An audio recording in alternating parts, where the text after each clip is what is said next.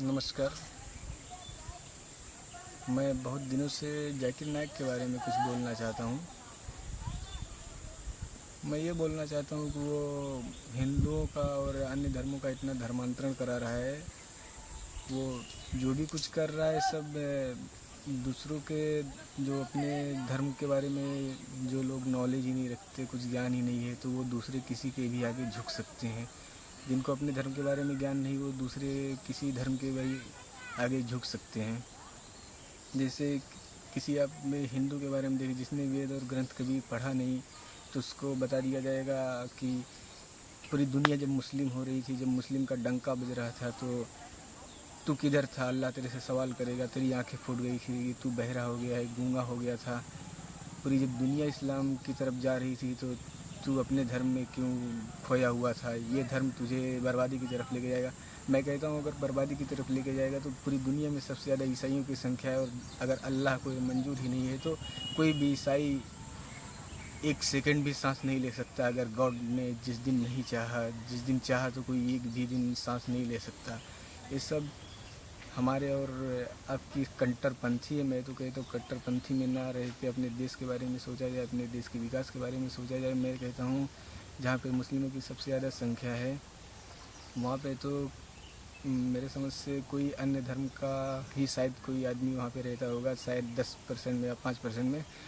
तो वो देश में आप देखिए कि क्या हालत है, क्या वहाँ पे गरीबी नहीं है, वहाँ पे भुखमरी नहीं है। अगर तुम इस्लाम को लेके लड़ोगे, इस्लाम को लेके चलोगे, तो क्या वो तुम्हें भूखे हो तो तुम्हें खाना खिला देगा। और देश की हालत के बारे में पहले सोचिए। धर्मांतरण करने से क्या हमारा ये सोल्यूशन है, हमारा कोई हल है? ये हमें कुछ नहीं मिलने वाला बर्बादी की सिवा। और जहाँ तक कट्टरपंथियों की बात है, तो कट्टरपंथी से मिला क्या? कट्टरपंथी से सिर्फ मैं तो समझता हूँ, मेरे सोच की बात है कि बर्बादी मिलती है और कुछ नहीं मिलती है। भाईचारा बढ़ के, और हम किसी भी धर्म के हों, सबसे पहले हम अपने देश के बारे में सोचें, अपने देश के विकास के बारे में सोचें। और अगर हम कट्टरपंथी हैं और किसी दूसरे धर्म को गिराने के बारे में सोचेंगे, तो इससे बड़ी मूर्खता कुछ नहीं है। और अल्लाह नहीं कहता है, ये मेरे समझ से कुरान भी नहीं कहता है, और शायद होगा भी तो कुरान में तो इस्लाम की अच्छाइयों के बारे में सोचा जाए, बुराइयों के बारे में मत सोचा जाए। जिस शायद मैं तो सुना हूँ, लेकिन कुछ लोग बताते हैं, और गलत भी नहीं होगा, कि कुरान में जिहाद लिखा है, जिहाद, कि इस्लाम को ना मानने वाला जो हो, जो भी हो, इस्लाम को ना मानने वाली कौम, इस्लाम को ना मानने वाला शख्स वो काफिर है। हमारे सनातन धर्म में और किसी धर्म में कहीं भी नहीं लिखा है, कहीं भी प्रेशर नहीं डाला गया कि तुम इस धर्म को मानो। कहीं पे नहीं लिखा है कि आप अधर्म है, या जो सनातन को ना मानता हो वो काफिर है। लेकिन इस्लाम में बताया गया है, इस्लाम में जो भी कुछ बताया गया है, वहाँ पे डराया गया है, सबको डराया गया है, और सबसे ज़्यादा डराया गया है। ये मेरा मानना है। अगर मैं कहता हूँ अगर आपको मुसलमान बनना है तो मुसलमान बनिए, APJ अब्दुल कलाम बनिए। और मुसलमान बनना है आपको तो कबीर बनिए। मुसलमान बनना है आपको तो शिरडी वाले साईं बाबा बनिए। और आपको अगर और भी अच्छा मुसलमान बनना है तो आप वीर अब्दुल हमीद बनिए।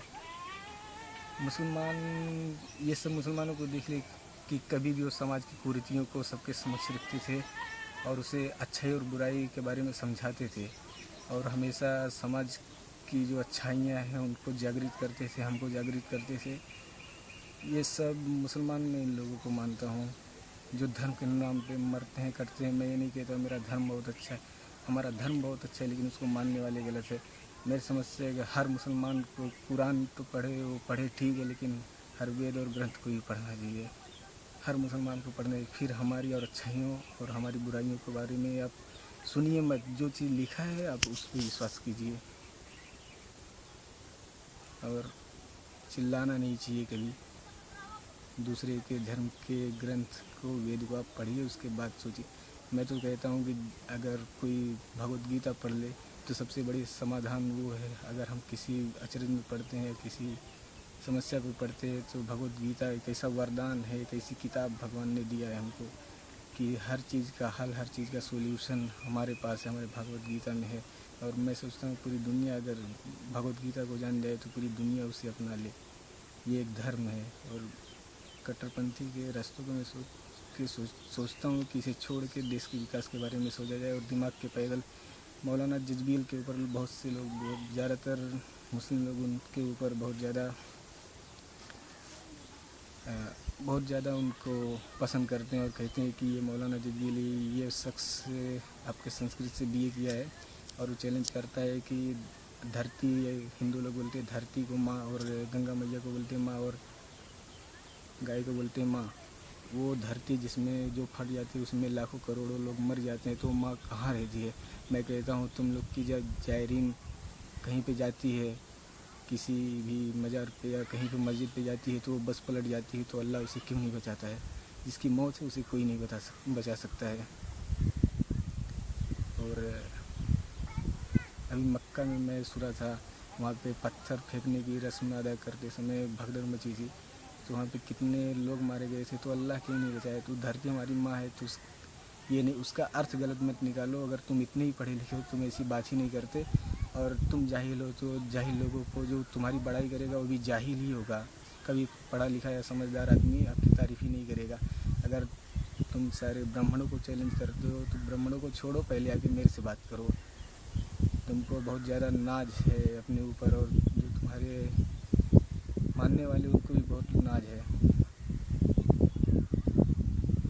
जाकिर नाइक के एक कॉन्फ्रेंस में मैंने सुना था कि जाकिर नाइक ने कहा था कि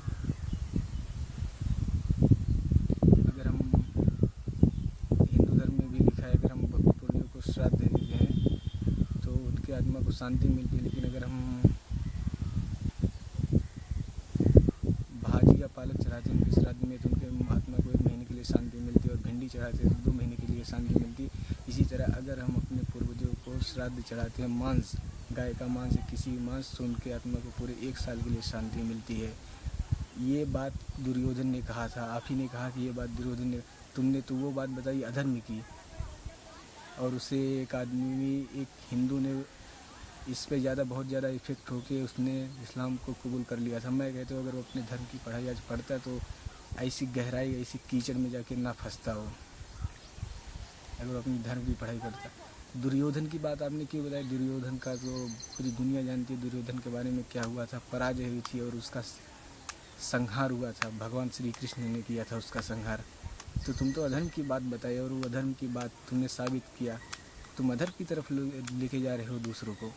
मैं बस यहीं पे अपनी वाणी को विराम देना चाहता हूँ, और आप लोगों से हाथ जोड़ के विनती करता हूँ कि देश के हित के लिए कार्य करें, और देश जिस दिशा में जा रहा है, हमें 2 दिन की शायद ज़िंदगी मिली, इसे हंस बोल के काटना है और धर्म के नाम पे लड़ना नहीं है। मैं यही कहना चाहता हूँ। शायद मैं कभी जीवित रहा तो कुछ और संदेश देना चाहूँगा आप लोगों को।